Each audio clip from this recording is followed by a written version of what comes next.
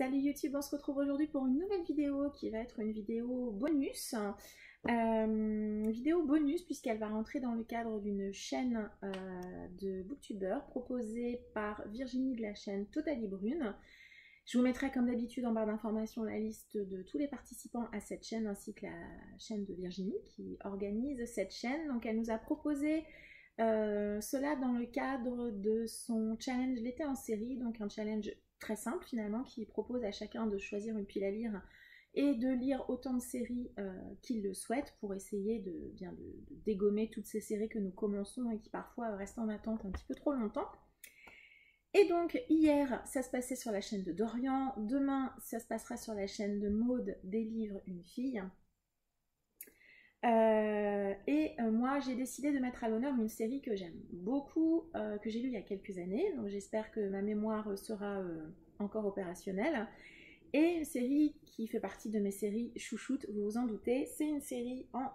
alors, on va dire 3 tomes. Il s'agit de la série Red Rising. Donc il y a une première trilogie avec 3 tomes. Donc tout d'abord Red Rising, donc c'est de Pierce Brown et c'est publié chez Hachette. Le second volume, c'est celui-ci, franchement, Golden Sun, voilà, et le troisième volume c'est Morning Star. Ça c'est la première trilogie. Pierce Brown a normalement prévu d'écrire une seconde trilogie. À ce jour, seuls 2 tomes de cette seconde trilogie sont parus aux États-Unis. Et en France, nous n'avons eu que le tome 4, qui plus est coupé en 2. Voilà, mais ne vous inquiétez pas, cette première trilogie se lit tout à fait indépendamment. Vous n'êtes en aucun cas obligé de lire la suite. Vous pouvez vous arrêter après ces 3 premiers tomes. Donc c'est donc une série qui a été publiée aux États-Unis en 2014, qui est arrivée en France à partir de 2015, chez Hachette, comme je disais tout à l'heure. Et c'est donc une série un petit peu ancienne maintenant, en tout cas qu'on voit moins passer sur les réseaux, puisque ben voilà, elle n'est tout simplement plus dans l'actualité.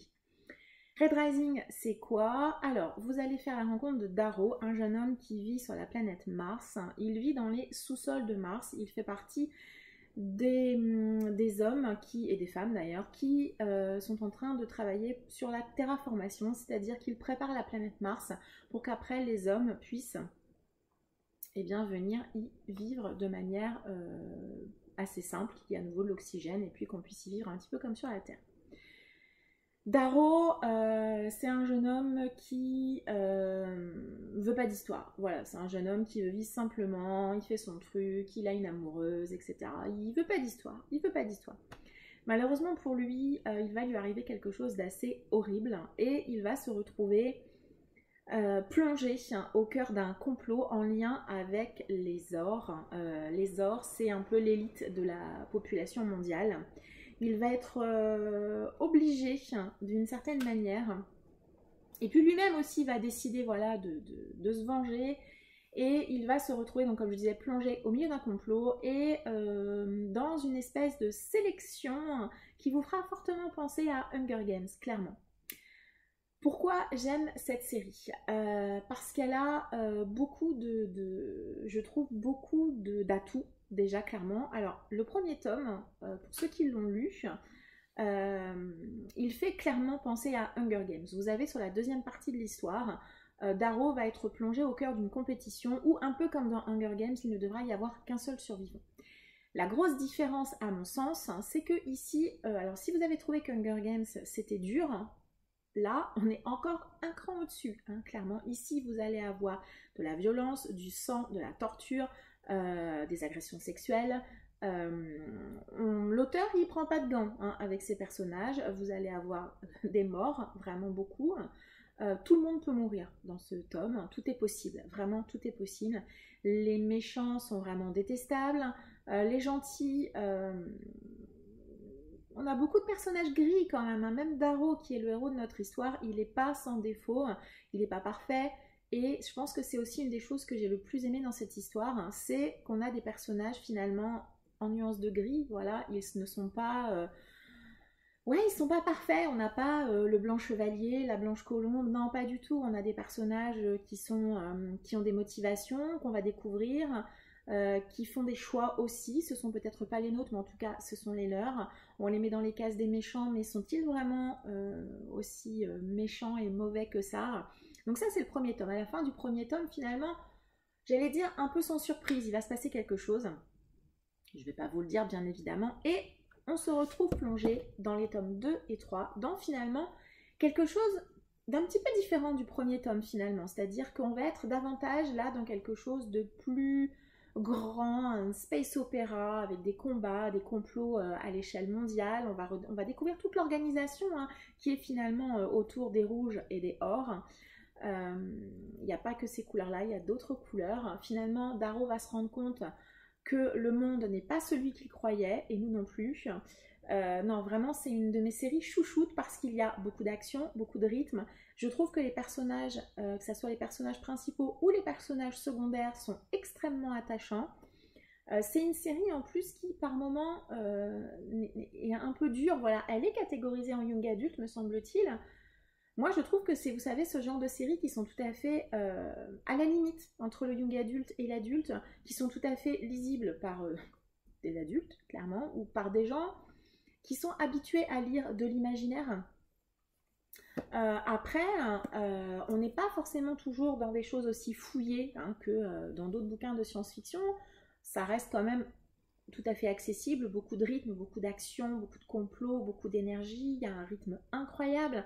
Le tome 2 est un énorme cliffhanger, je me rappelle encore l'avoir terminé et m'être levée immédiatement pour aller enchaîner avec le tome 3, clairement. Les personnages féminins ne sont pas réduits à des faire-valoir, non, elles ont des vrais rôles. Notamment une demoiselle qui va être un peu le bras droit de Darrow, mais je ne vais pas vous dire qui non plus tout de suite, ça serait un petit peu dommage. Les personnages, comme je disais, parfois sont gris, j'allais dire un peu comme dans la vraie vie, voilà, on n'est jamais tout blanc ou tout noir, on est souvent un petit peu plus complexe que ça, et dans cette série, c'est ce qu'on va y trouver, des personnages finalement pas si blancs que ça, ou pas si noirs que ça. Alors si bien sûr on a malgré tout un ou deux grands méchants qui ceux-là vont être des vrais méchants quand même, ils sont méchants du début à la fin.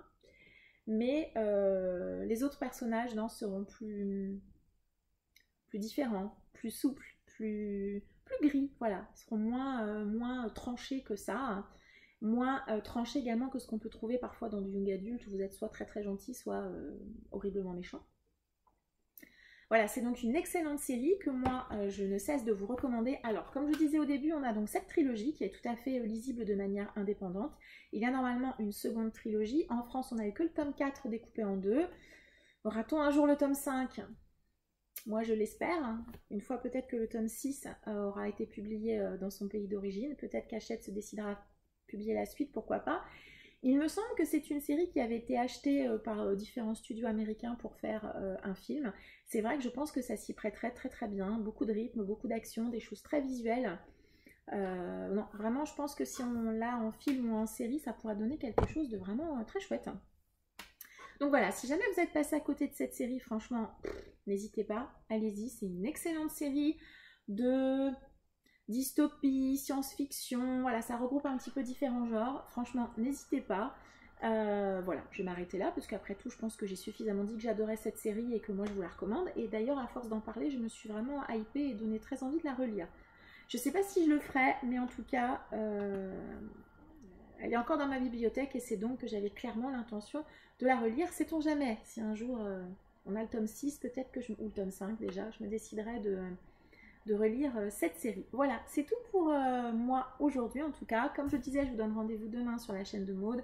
Comme je vous disais également, toutes les chaînes ainsi que la liste de toutes les personnes qui participent sur cette semaine seront en barre d'informations. Je vous remercie de m'avoir suivi. J'espère vous avoir fait découvrir cette série. J'espère vous avoir donné envie également de la découvrir. Si c'est le cas, n'hésitez pas à m'indiquer en commentaire ou à m'indiquer ne serait-ce que si vous l'avez lu et ce que vous en avez pensé, que votre avis soit similaire ou différent au mien. Je vous remercie de m'avoir regardé dans cette vidéo. Je vous souhaite une agréable journée et je vous dis à très bientôt. Ciao!